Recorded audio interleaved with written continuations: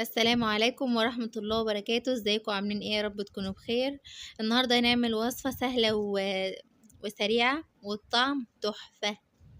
هنعمل سجق بالبطاطس. نشوف المقادير معايا بصلة مقطعة بالشكل ده، وفلفل الوان وفلفل اخضر وطماطم وبطاطس مقطعة مكعبات، والسجق معايا نص كيلو سجق مقطعة بالشكل اللي انتوا شايفين.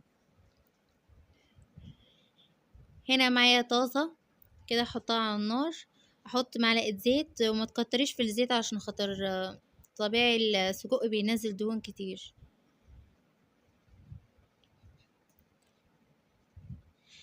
هنا هسخن الطاسة وهنزل البطاطس كده، هديها تشويحة بسيطة الاول.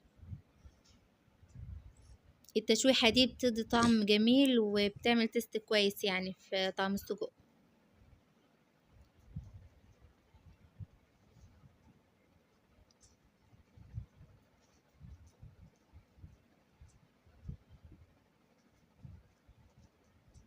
هنا هفضل اقلب فيها شوية لحد ما تتشوح معايا.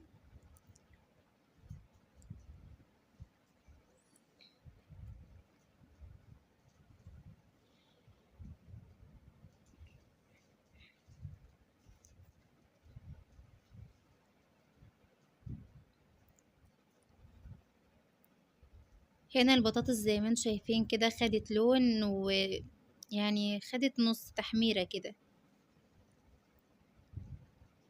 هبتدي ان انا انزل عليها بالبصل.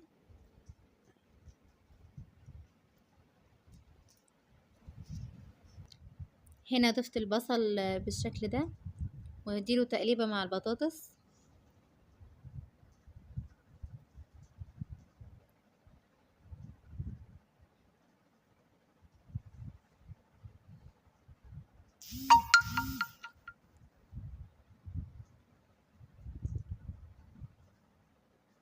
وهنزل بالفلفل الالوان.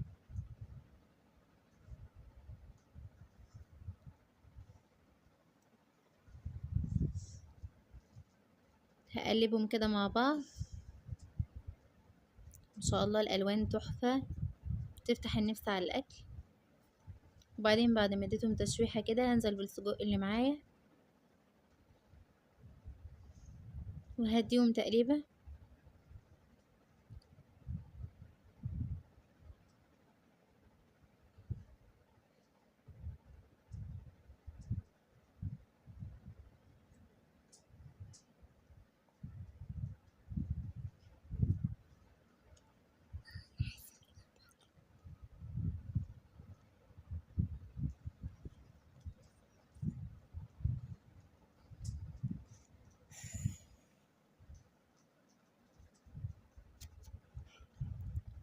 هنا قلبت المكونات بتاعتي كده مع بعض شوية، وهنزل بالطماطم بتاعتي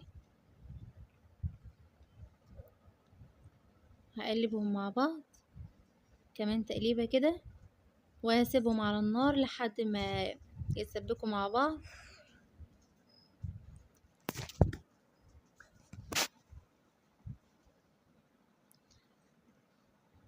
وفي حاجة كمان نسيت اقولها، ضفت في الصين توم،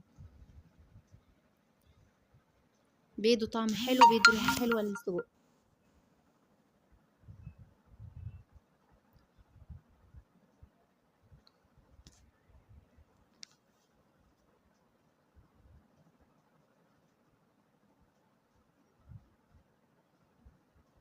هنا السجق معايا كده استوى بالشكل ده، البطاطس مستوية ودايبة جدا والسجق استوى كمان. هبتدي ان انا اغرفه واقدمه بألف هنا وشفا. لو عجبكم الفيديو ما تنسوش تضغطوا لايك وتضغطوا اشتراك وتفعلوا الجرس عشان يوصلكم مني كل جديد. والسلام عليكم ورحمة الله وبركاته.